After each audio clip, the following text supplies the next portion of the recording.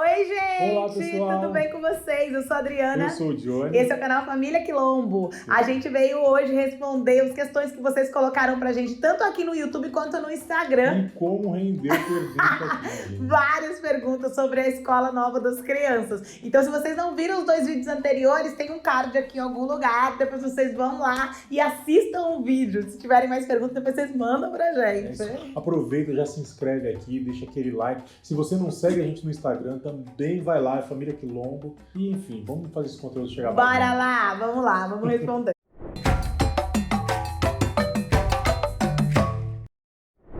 E sem mais delongas, vamos para a primeira pergunta. Como está sendo para eles? Os olhos brilham ao falar da escola? Silêncios ou sons? Muitos sons, muitos barulhos. As crianças estão muito animadas, gente. A gente ficou um pouco preocupado no começo, né? Se a gente ia ou não fazer essa alteração, mesmo porque o Akins gostava muito da escola anterior dele. E aí a gente, ainda bem, a gente não teve nenhum problema, né? As crianças ficaram muito animadas. Muito pelo contrário, eles de bate pronto já gostaram muito da escola, tanto da estrutura física como da dinâmica, da didática mesmo da escola, né? Mesmo nas aulas online a gente percebeu o interesse muito grande deles, né? Então a gente vê os olhinhos brilhando, a gente vê eles ansiosos para irem para a escola, para fazerem a aula. Então tem sido uma experiência muito bacana. E é importante lembrar que as crianças começaram nessa escola nova no meio da pandemia, né, gente? Então era aula online e às vezes no sistema híbrido. Ia um dia ou outro para a escola. E aí eu acho que conquistar as crianças nesse sistema é muito mais difícil, mas ainda assim eles ficavam sempre com os olhinhos brilhando e sempre felizes. Isso é ótimo. É isso. Próxima pergunta. São lindos mesmo. Eu quero ver mais crianças pretas em tudo, eu também, a gente também quer. Quantas línguas são ensinadas na escola? Gente, a escola é uma escola trilingüe, certo? Sim, sim. Lá se fala o português, né? Mas se ensina o inglês, as aulas são ministradas em sua maior parte em inglês e tem também o espanhol. Né? O Akins adora inglês, ele tá assim fascinado e a Dandara também tá indo na mesma onda, eles querem tudo inglês. E descobrindo o espanhol agora, Sim. então começando a ficar fascinado também pelo espanhol. Então é importante lembrar que assim, não tem aula de inglês, né? Tem aulas em inglês. Então, vamos supor, matemática em inglês, as ciências em inglês. E aí tem aula de espanhol e tem as aulas que são ministradas em língua portuguesa, inclusive a aula de língua portuguesa. Então, pra gente foi assustador, né? Pensar como que eles vão aprender matemática em inglês, gente. E tá rolando. Estão aprendendo. Tá rolando. Próxima pergunta. Como podemos provocar mais escolas a oferecerem vagas e bolsas para crianças pretas e contratarem professores pretos? Gente, isso é uma ótima pergunta. A gente poderia até chamar várias pessoas que são pedagogos, pedagogas, que podem discutir essa questão com mais propriedade, né? Sim, Inclusive, tem pessoas que estão se organizando para levar esse tipo de conhecimento para as escolas, né? Pessoas que estão se organizando para falar disso nas escolas. Inclusive, nossa amiga Clélia Rosa, vou deixar o arroba dela aqui para vocês seguirem. Mas uma coisa que nos ocorreu quando a gente olhou para essa pergunta foi da responsabilidade das pessoas, sobretudo das pessoas brancas, são as pessoas que ocupam essas escolas particulares, em olhar ao seu redor e questionar por que temos tão poucas crianças pretas nesse espaço. E aí essas pessoas são todas as pessoas da comunidade escolar, são as famílias dos alunos, são os profissionais de educação que trabalham nessa escola. Como que eu olho e só me vejo, é só parecido comigo, por que não tem diversidade nessa escola? Né? E problematizar isso mesmo, levar, olha, por que não tem? Será que a gente não tem? Não tá na hora de a gente fazer alguma coisa para trazer essas pessoas para cá, para enriquecer em diversidade esse ambiente? O que eu costumo ver são crianças e famílias pretas sendo colocadas no lugar desse questionamento, como se a questão racial tivesse que ser discutida apenas por pessoas pretas.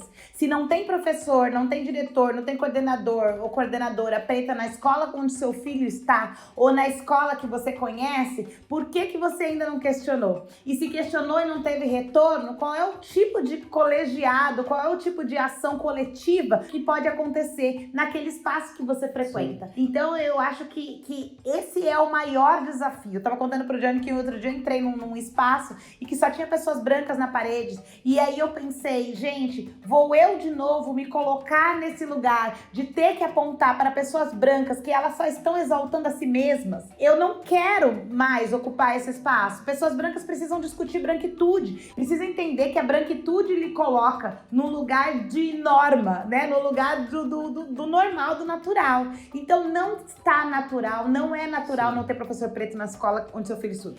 E eu acho que cabe falar também que a gente não está falando só de representatividade, né? Porque essa palavra é muito perigosa. Porque às vezes se coloca na parede lá as pessoas negras e tal, e nas tomadas de decisões não tem as pessoas negras. É claro que as ações vão ser vazias ou insuficientes. Sim. Então tem que estar num lugar de protagonismo, num lugar de tomada de decisão, num lugar de promover ações concretas e eficazes para poder se desenvolver uma educação antirracista, né? Sim. Então não é só maquiar. Hoje a gente quer ir muito além, né? Hoje nosso olhar tem que ir muito além. Já houve o tempo que a gente queria só o pretinho pintado na parede. Sim. Mas não basta, hoje não basta. Ou aquela muito professora além. preta pra tratar de token, né? Aquela Sim. professora preta...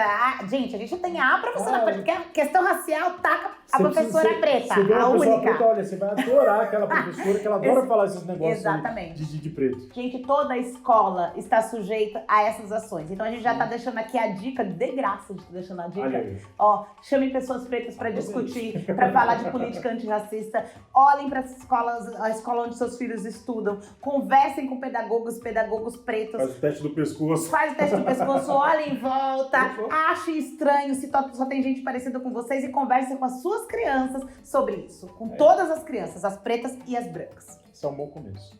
Próxima pergunta. Quero ver a perspectiva das crianças e de vocês também mais detalhada sobre uma escola assim. A gente ainda vai fazer um vídeo com as crianças sobre a perspectiva delas dessa escola nova. Mas eu acho que uma coisa que me chamou muita atenção é eles terem acesso a aplicativos e ao iPad para estudar. Quando eu vejo as crianças estudando num aplicativo que a escola tem de matemática e curtindo, sabe? Tipo, terminou a aula, imagina a cena, terminou a aula, as crianças não têm mais o que fazer nada e elas estão lá dentro do quarto fazendo o quê? Estudando matemática, num aplicativo que até eu quero ficar estudando matemática.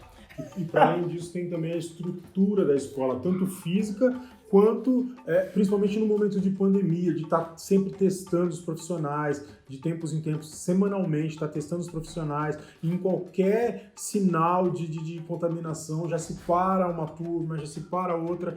Então, essa estrutura é uma coisa que para nós tá longe, sim, da nossa realidade, da realidade que a gente conhecia para uma escola, e é muito incrível, e que todo mundo deveria ter acesso, né? Mas a gente acessou isso agora, mas teria que ser o normal para todo mundo, né? Na educação, nas escolas públicas em geral. Próxima pergunta. Como é a rotina do colégio? Então, o colégio é de período integral. Então, as crianças entram lá às 8h15 da manhã e vão sair só às 3h30 da tarde. E aí, nesse período, tem várias atividades. Eles tomam café na escola, almoçam, tem lanche da tarde. E tem 2 vezes por semana, eles estavam fazendo Extended Day, que é a extensão do dia até às 18, com atividades com judô, circo, etc. Lembrando que a gente passou por diversas fases. As crianças entraram em março na escola, mas já passamos por diversas fases. Então teve um período, eles ficaram uma semana, ia 2 vezes por semana, aí depois ficou um tempão só online. Aí depois, agora mais pro final, eles estavam indo em dias alternados. Então a 15 e alguns dias andaram em alguns horários.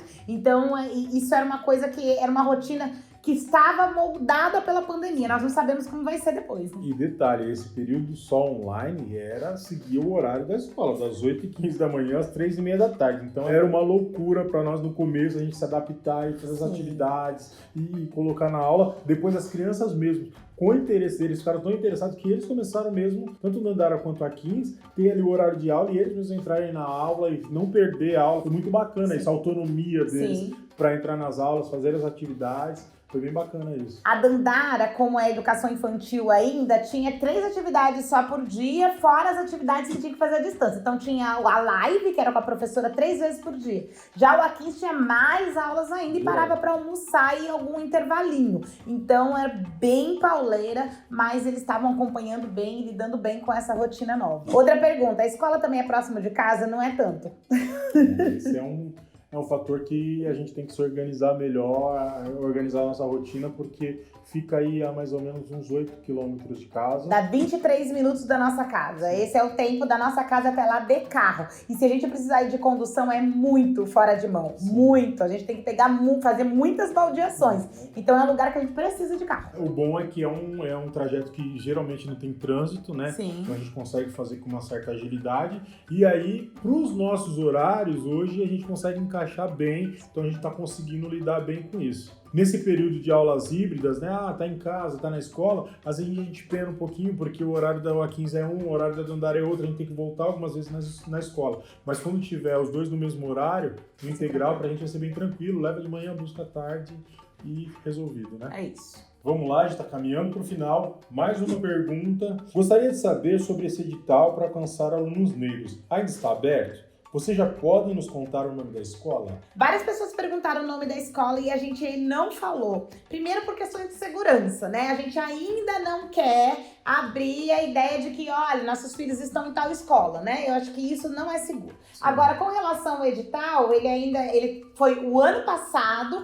e esse ano a gente não tem informações sobre ele, né? Provavelmente, se tiver, a gente já vai falar, sim, né? Assim que tiver, sabendo, né? A gente vai divulgar nas redes e vai divulgar com certeza. A gente vai divulgar, mas por enquanto não está aberto e a gente não tem informações da escola sobre isso. É isso. Aqui nós temos 3 questões super interessantes. A primeira tem a ver com a relação das crianças com o inglês. A Kim fazia aula de inglês o ano passado, 2 vezes por semana online, numa escola de idiomas. Dandara nunca fez, mas ainda assim, como a Kim sempre gostou muito de inglês, eles já assistiam filmes legendados, como a Dandara sabe ler, então já assistiam um filme legendado, eles já gostavam de assistir filme todo em inglês, ouvir música em inglês, então essa é uma relação que eles já tinham mesmo. Estava bem presente na vida deles, né? Exatamente, mas nada parecido com o que tem hoje, que é um sistema de imersão, né? Eles têm muito maior acesso agora. A segunda pergunta tem a ver com a escola ser antirracista. Então, assim, né, de ser interessante uma escola de grande porte,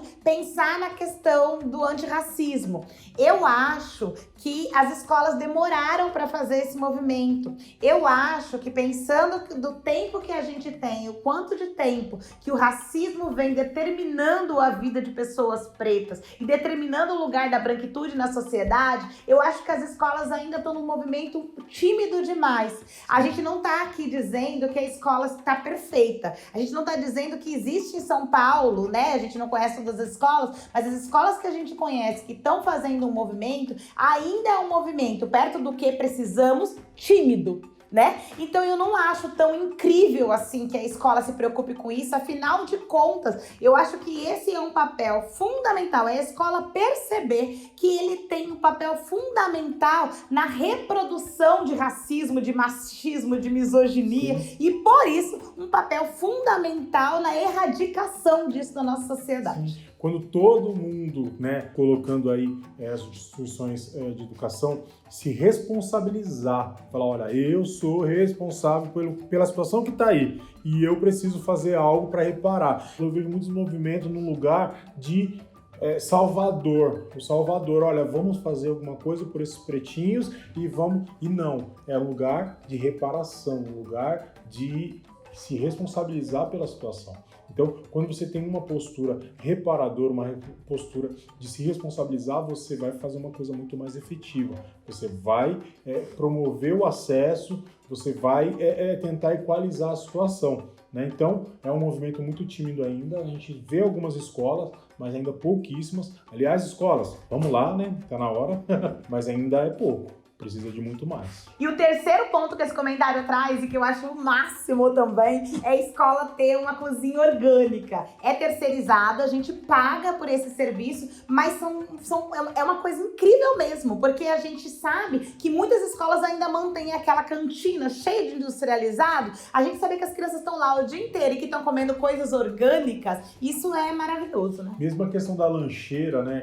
Não tem cantina na escola, eu mando lanche. Mas muitas famílias se esforçam para mandar um lanche saudável, suco natural e tal, e outras mandam lá o biscoito recheado, o refrigerante e tal, e as crianças acabam compartilhando aquilo. Então, quando tem ali essa oferta do alimento orgânico para todo mundo, eu acho que é muito mais bacana, assim, muito mais saudável para todo mundo. A Dandara tem experimentado alimentos diferentes, assim, Sim. isso tá sendo bem legal, né? E o Aqui Inspira, ele gosta de ver o cardápio. Aqui é o que gosta de ver o cardápio antecipadamente. Quando a gente pergunta por aqui É muito meu como foi filho. o seu dia na escola, a primeira coisa que ele fala Eu comi é o que ele isso, comeu. É a primeira bem coisa. isso. Silêncio! A gente parece bom pai e boa mãe, mas a gente faz o quê? Grita silêncio com as crianças pra gente gravar. Essa pergunta é maravilhosa também, né? Porque a gente pensou nisso. Quando a gente viu o edital de bolsas aberto ano passado, a gente pensou, gente, essa escola deve fazer passeio pra Disney toda semana. A gente ficou com muito medo também, né, de não conseguir bancar isso. Lembrando que a gente não entrou pelo programa de bolsas, né? A gente veio depois, a gente fez uma outra parceria, uma parceria diferente com a escola. Mas de qualquer forma, hoje em dia a gente se organiza. Primeiro para ter essa conversa com as crianças, né? A gente ainda não surgiu, não teve, a gente tá no meio da pandemia, não teve nenhum passeio, nenhuma atividade que a gente não pudesse bancar. Mas a gente tá se organizando internamente e financeiramente, primeiro para fazer essa conversa com as crianças, né? Para dizer, olha, será que vocês precisam mesmo para esse lugar? Que é uma coisa que a gente já faz no dia a dia, né? Sim. Quando a gente vai pensar num passeio, a gente vai pensar numa viagem, a gente pensa o que vai agregar para nós, o lazer, a cultura, o que vai ser legal e aonde vale a pena a gente investir. Então a gente tem essa conversa, é lógico que o voto deles pesa e o nosso também, a gente discute isso e decide. E eu acho que não seria diferente também num passeio da escola. Ah, precisa ir em todos os passeios? Não sei. Se for uma coisa que, nossa, pai, quero muito, mamãe, quero muito, e não sei o que, é muito importante pra mim, e aí é no campo dos argumentos a gente achar que realmente é isso, a gente vai se preparar pra isso, a gente vai se organizar pra isso. E quando a gente fala se organizar, a gente inclui bater na porta da diretora e dizer, oi, negociar. Tudo bem, eu não posso pagar esse passeio, como é que a gente vai fazer? E aí, né, é importante dizer que assim, quando a gente fala de organização, é evidente que a gente fala de um lugar de vantagem, porque Jones trabalha fora, eu também trabalho fora, a gente tem casa própria, então existe um lugar, Sim, né, sim. porque a gente não quer que esse vídeo fique parecendo, não, basta você Todo mundo, querer. se eu conseguir, não é meritocracia. Isso, exatamente, não é. Nós temos oportunidade, nós tivemos oportunidade. Sim. Então nós temos casa própria, né, nosso salário, enfim, e a gente consegue se programar financeiramente para que num caso de precisar de uma viagem dessa, a gente consiga bancar alguma coisa. Esse alguma coisa pode ser tudo, mas pode não ser. E aí a gente não vai ter problema em chegar para a escola e dizer o que a gente pode fazer, uma loucinha aí que a gente possa lavar. Mas e esse ponto é um ponto que eu acho bacana, que embora a Adriana colocou muito bem aqui, que a gente teve oportunidades e tudo e tal, mas quando a gente não consegue, eu acho que não é de mérito nenhum você chegar lá e falar, olha, como que a gente pode fazer? Exatamente. Como que a gente pode negociar isso? E isso serve para todo mundo, né? Sim. Em qualquer lugar. Eu acho que é importante para mim, eu preciso disso, é necessário, vamos negociar, vamos conversar e vamos achar um meio de realizar. Sim. A gente também não quer dizer que a mãe, o pai da gente que não fez isso é porque não. tá errado. Não teve condição de fazer. Mas não aí havia nem a possibilidade. Exatamente. Então hoje a gente pode ver essa possibilidade. Eu quero muito, eu acho que é direito do meu filho também estar nesse espaço. Tem uma grana com a qual eu consigo contribuir, tem essa grana que eu não consigo. E aí como é que a gente pode negociar? Vamos ver isso como uma reparação também. Exatamente, ver Histórica. isso como reparação histórica. Maravilhoso, eu achei É isso mesmo. a melhor frase para acabar o vídeo. Então é isso, pessoal. A gente vai ficando por aqui. Foi muito bom gravar esse vídeo. Espero que vocês tenham gostado tanto de assistir como a gente gostou de fazer. Exatamente. Né? Espero que tenha elucidado as dúvidas de vocês também. E é isso. A gente pede para você comentar aqui suas impressões, o que vocês acharam, o que você tem de sugestão. Enfim, comenta aqui com a gente, vamos trocar. E é isso. E vamos conversar lá no Instagram também. Quem não segue a gente, siga @Família Quilombo, todas as redes. É isso, obrigada. E um beijo. E até o próximo vídeo. Até o próximo vídeo, pessoal. Tchau.